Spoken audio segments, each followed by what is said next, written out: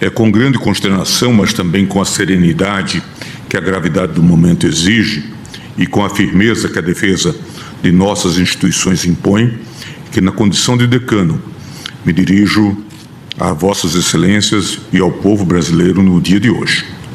Nos últimos dias temos acompanhado com perplexidade uma escalada de ataques contra membros do Supremo Tribunal Federal e assim contra toda a Corte e contra todo o povo brasileiro, de forma agressiva e totalmente inusual.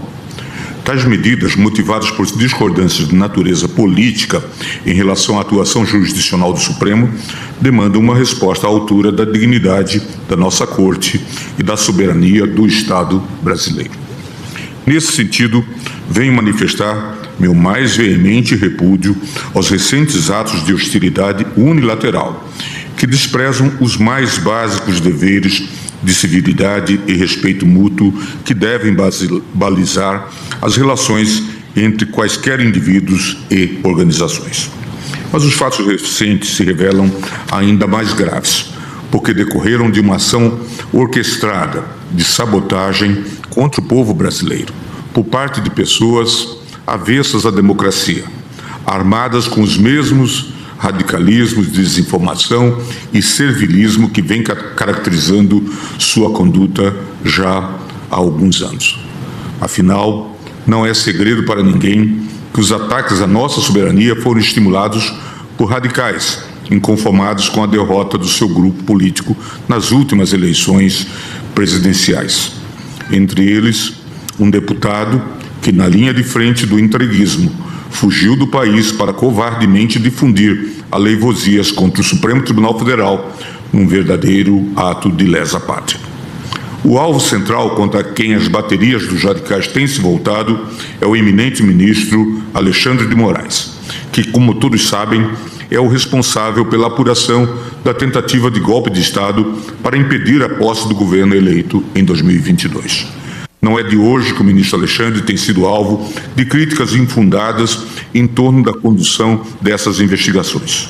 Sobre isso, sempre digo e repito: a atuação do Supremo e de seus ministros não está imune a críticas. Elas são bem-vindas quando, num gesto de boa-fé, procuram aperfeiçoar o funcionamento das instituições. Porém, é imperativo que, em tempos de crises e desafios, possamos distinguir entre as ponderações sérias e construtivas e as opiniões levianas que docilmente aderem às narrativas falaciosas fabricadas pelos diversos gabinetes do ódio espalhados pelo país e difundidas nas redes. E isso para não mencionar as investidas que dolosamente visam corroer a independência de nossas instituições e enfraquecê-las. Nesse sentido, as censuras que têm sido dirigidas ao ministro Alexandre, na sua grande maioria, partem de radicais que buscam interditar o funcionamento do judiciário e, com isso, manietar as instituições fundamentais de uma democracia liberal. As acusações partem de dois eixos de insatisfações. De um lado, estão os ataques feitos pela claque de apoiadores das lideranças políticas que são acusadas de uma tentativa de golpe de Estado após as eleições de 2022. À medida que testemunhas ouvidas em juízo confirmam fatos graves, como, por exemplo, a confissão de elaboração de um plano para assassinar juízes e autoridades, os ataques ao Supremo ganham mais intensidade. Tudo fruto de desespero daqueles que se veem às voltas com acusações graves e que, ao serem confrontados com elementos de prova comprometedores e incontestáveis, apelam a cantilenas de perseguição política e de afronta ao devido processo legal. O segundo foco de insatisfações, mais relacionado com interesses de grandes empresas de tecnologia, diz respeito ao processo em que o Supremo decidiu que as plataformas não podem se omitir assim que sejam notificadas no combate a crimes graves praticados por usuários nas redes sociais, como pedofilia, terrorismo e instigação ao suicídio. A mera perspectiva de que elas possam vir a ter deveres triviais, diga-se, os mesmos que já são exigidos de todas as empresas que operam no Brasil despertou lobbies poderosos. Esses agentes reagem agora para tentar, em vão, dobrar o tribunal e o governo brasileiro aos seus caprichos e aos seus interesses econômicos. Cumpre dizê-lo com a serenidade e com o desassombro que esse tipo de investida exige de todos nós, membros desta casa multicentenária. Este Supremo Tribunal Federal não se dobra a intimidações. Alguns esclarecimentos, porém, são necessários. Não por qualquer necessidade de prestar contas a quem propaga aleivosias ou promove afrontas e ataques contra o tribunal. Esta exposição se dirige ao povo brasileiro, que é bombardeado diariamente por desinformação nas redes sociais e tem direito de compreender o que de fato está ocorrendo e quais os interesses que estão por trás dos ataques contra as instituições. Inicialmente, quanto ao respeito aos ritos legais e aos direitos dos réus nas ações que apuram a tentativa de golpe, é necessário enfatizar que a condução dos casos tem sido pautada pela legalidade, pelo respeito aos direitos e garantias individuais e pelo compromisso inegociável com a verdade. Não há nenhum fato real, concreto e individualizado que sinalize o menor desvio ou descuido do relator em relação ao devido processo legal, à ampla defesa e ao contraditório. Ao votar pelo recebimento da denúncia do núcleo crucial da suposta trama golpista, o relator apontou que a defesa dos réus teve acesso à íntegra dos autos e a todas as provas que embasaram a denúncia. E mostrou que há registro oficial das inúmeras ocasiões em que os advogados manusearam os autos da ação penal e das investigações. O respeito ao direito de defesa tem sido constante, com participação efetiva dos advogados e réus nos atos processuais, apresentando provas, deduzindo teses e resistindo aos argumentos da acusação. Além disso, as sessões da turma não apenas podem ser acompanhadas presencialmente pelos advogados, pelos réus e pela imprensa, como são transmitidas em tempo real pela TV Justiça, garantindo a mais ampla transparência dos atos processuais. Diante da clareza dos fatos, devem ser fortemente rechaçadas quaisquer insinuações vazias sobre a lisura do rito observado pelo relator. Tais calúnias devem ser compreendidas pelo que verdadeiramente são: retórica política barata dos acusados e de seus asseclas para desacreditar o tribunal e tentar desviar o foco do debate público dos graves fatos que estão sendo revelados pelas testemunhas e pelas provas apresentadas pela Procuradoria-Geral da República. Não por outra razão, a cada testemunha que afirma ter presenciado uma reunião para discutir meios de interferir na Justiça Eleitoral e a cada mensagem de aplicativo que mostra os bastidores da trama golpista, os ataques contra o relator voltam a aparecer com mais força. Essa estratégia faz parte de um método que já é bastante conhecido por todos. Afinal, vivemos em tempos em que a verdade é frequentemente distorcida e a desinformação é usada como arma política. Neste cenário, é fundamental defendermos aqueles que, com coragem e retidão, enfrentam essas ameaças, mesmo quando isso implica suportar o peso de críticas injustas e ataques pessoais. Afora os ataques feitos pelos apoiadores do grupo político derrotado na eleição de 2022, há ainda a desinformação fomentada pelas empresas de tecnologia, construída sob o pretexto de defesa da liberdade de expressão. Tal narrativa serve aos interesses privados dos seus acionistas, interessados na preservação de um modelo anódino de regulação das redes.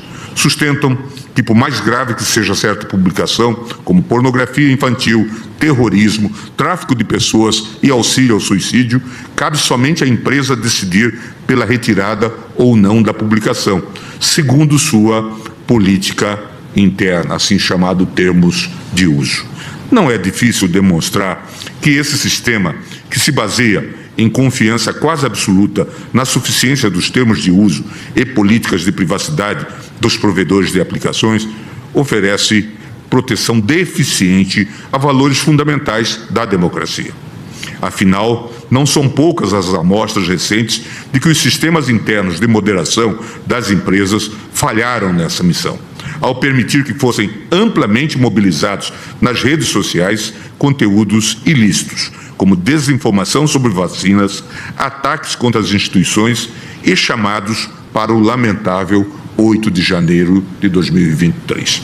Em relação a esse último evento, lembro, presidente, que o acampamento montado em Brasília, diante do quartel-general do Exército, em si mesmo uma demonstração de golpismo tacanho, se fez acompanhar de intensa circulação de informes em aplicativos de mensagens e plataformas, anunciando a chegada de caravanas com milhares de apoiadores na véspera do fatídico dia. Levantamento da empresa de análise de dados Palver, que monitorava 17 mil grupos no WhatsApp, identificou que desde 5 de janeiro já circulavam convocações para a invasão de prédios públicos em Brasília. Para dificultar a atuação preventiva das forças policiais, os golpistas convocavam apoiadores do ex-presidente para a tal festa da Selma, código utilizado para se referir furtivamente às invasões. A expressão foi utilizada junto com o hashtag Brazilian Spring, Primavera Brasileira, e circulou amplamente em redes sociais como o X, antigo Twitter. Entre os perfis que convocaram para a tentativa de golpe estavam até mesmo contas com o selo Twitter Blue, serviço pago que sinaliza aos usuários que aquela conta teve a identidade verificada pela plataforma. O quadro é ainda mais alarmante, porque boa parte das manifestações de golpismo que circulou nas redes foi impulsionada pelas plataformas.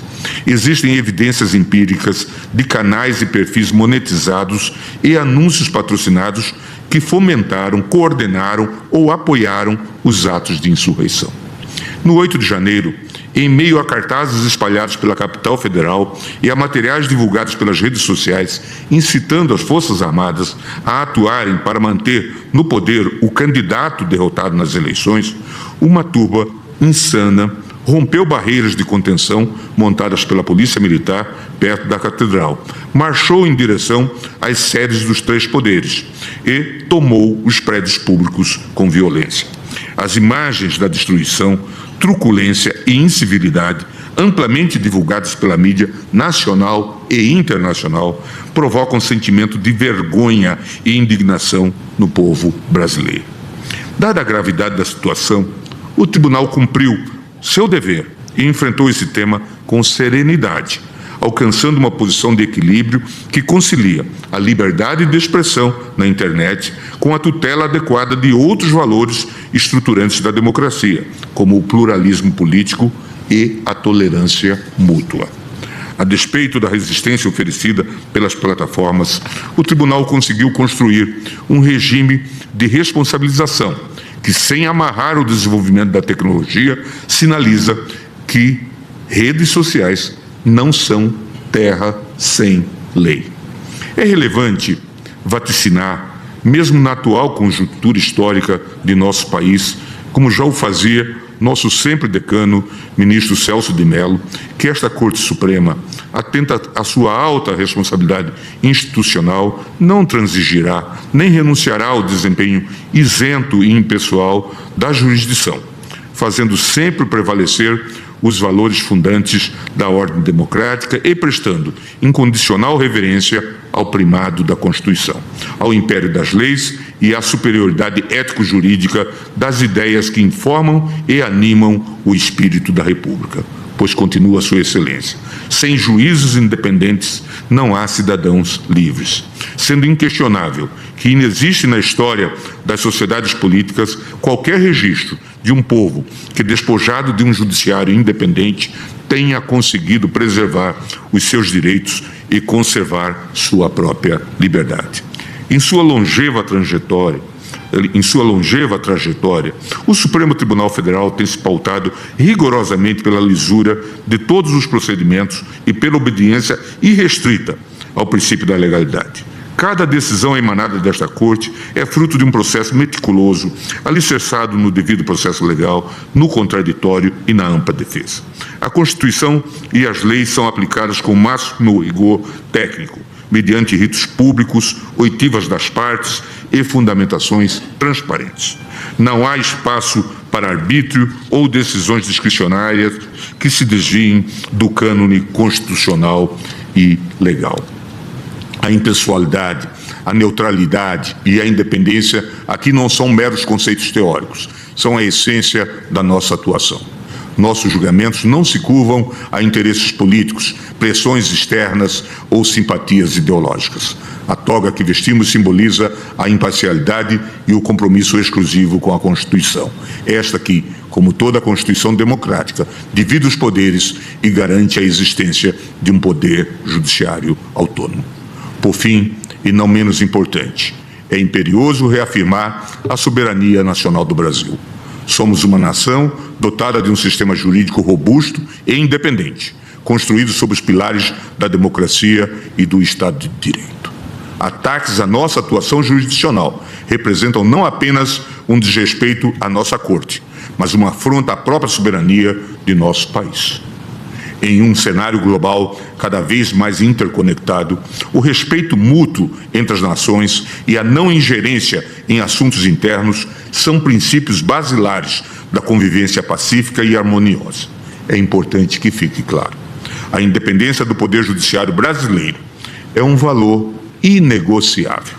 Apenas ao povo brasileiro compete decidir sobre seu próprio destino, sem interferências externas indevidas. Senhor presidente, é preciso deixar claro à nação. Este Supremo Tribunal Federal não se curvou à ditadura militar nas décadas de escuridão que mancham a história nacional. Este tribunal, num passado recentíssimo, ainda presente entre nós por força da memória dos mais de 700 mil mortos na pandemia da Covid, não sucumbiu ao populismo iliberal responsável pelo trágico 8 de janeiro, o dia da infâmia, conforme a sempre lúcida visão da ministra Rosa Weber.